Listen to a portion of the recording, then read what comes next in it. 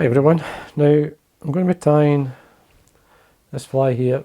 Now this is just a sweet suggestive type pattern. It's one I have fiddled about with over the years. We're using a mix of CDC and natural dubbing. I mean basically to use rabbit dubbing in this case.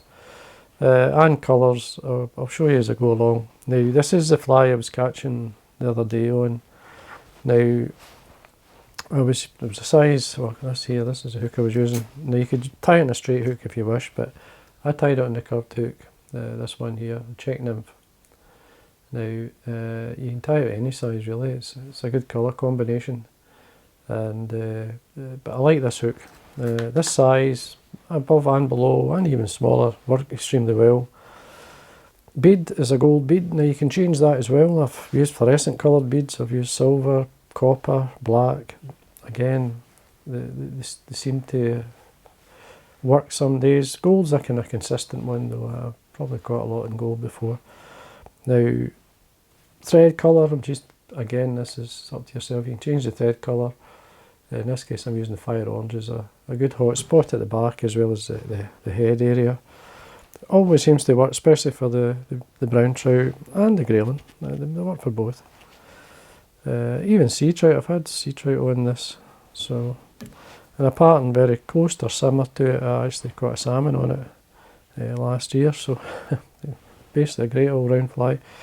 Now, especially when I'm starting this is a pheasant tail. This is quite light coloured, this one. But this is quite a short fibre, so I keep them for tying flies like this. So I'm using up the smaller fibres or the smaller length ones at the base. Now I'm not shy with the number I bring out. I like a good tail, but at the same time I'm actually using this for the thorax cover. So I bring it 90 degrees from the stem of the feather, and the tip should line up. And then you're looking basically so it's just by the bend of the hook here in length. Now you can see I've came to the point of the hook. I'm going to catch it in there. Just check my length first. Now I'm not too fussy in lengthwise. It could be short, it could be slightly long, but that looks a bit okay. Now as well on the way down I'm going to tie in a gold tinsel. Now you could use silver as well. You could use other colours, even pearl. Pearl's quite good. Used that in the past. Now as I catch it in both together, I keep the pheasant tail on top and work towards the back. Now there's the length. Just right there. Now I come up probably a mil or two from there. Now this is the blend of dubbing I'm using. I'll just show you. Just some rabbit fur and some CDC. So a mix of CDC fibre.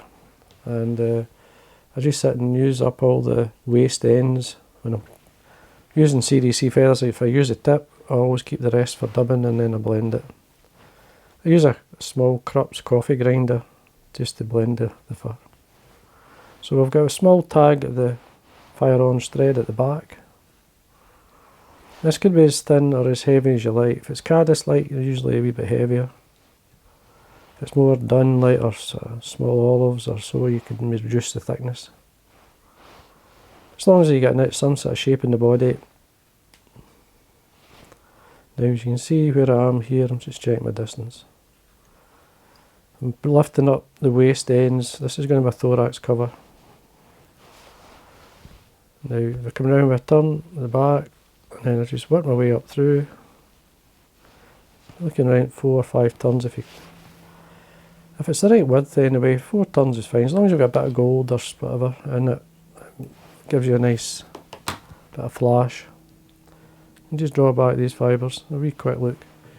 There is a wee bit of orange there, it's just a tiny bit in this case, but that's enough. And then a couple of things you can do now just to give you, these are the small CDC. These were dyed, these were white, and I've dyed them. Now I tried to get basically a rusty dun, as they would call it. So what I did was I dyed it grey and then a bit of cinnamon, and this is the colour I got, and it worked it really well. I mean, you can't see much of a grey in it, but I tell you, it works. It's a nice colour. But just use what you have. I mean, if you don't have this, just use just a normal soft hackle, it's a hen hackle or something. A light ginger or so would do it. But I'm going to tie in the CDC. I mean, CDC is obviously renowned for tying dry flies, but it's a very good fibre for doing soft hackles. I'll catch that in by the tip. Just going to trim this away. Make sure you've got some of the stem tied on. Just going to make sure that's secure. Take my thread up. Now I'm actually going to get some dubbing, more of the same dubbing. I'm going to dub it from the bead up to the hackle, and then I'm going to come slightly back through it. Now this can be as thick or as thin as you like, as long as you get enough on. I'm just going to work my way up, see where I am. Make sure I usually try and make sure I'm at the area where the thorax, you want a reasonable thorax with it. So you go up, and then you kind of slightly work your way back through to get to the bead. It's fine. And then what I like to do is just wind through with the CDC fibre or the hackle. A couple of turns is all you're going to get really at the tip. It's the shortest fibre there. So then trim away. A few turns in. And then I just like to bring the fibre either side so I can bring the thorax cover over. And then we just tighten up. So we get a nice thorax cover. About 3 or 4 turns or more in there, and then fold it back, and then just build up the head with the fire on thread. Gosh, it's needing a wee bit more than I thought, but anyway, there we are. So that's enough. And then to varnish, what I like to do, just put the varnish on my thread, and then wet finish. It's a simple fly, it's a simple style. And there we are. Trim that away.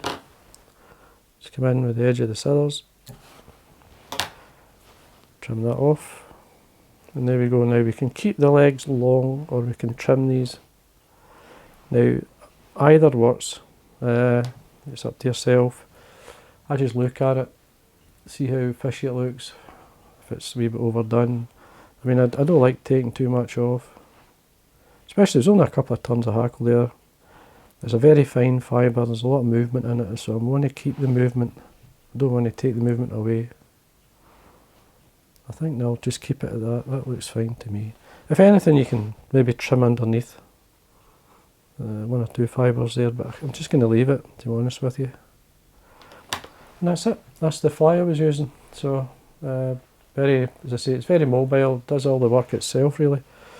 It's just a matter of presenting it. You can fish it upstream and let it drift naturally, or you can fish it straight. I like to fish it like a dry fly. If you consider if you cast slightly upstream, allow the nymph to sink, and then I usually like to tweak it back and keep in contact with the 90-degree bend or 90-degree angle to the fly rod to the line. Or you can let it slowly swing around. You just try all the methods. That's what I do. The more methods you have, the better chance you've got to catch fish. And that's it. So anyway, hope you enjoyed that. And again, thanks for watching.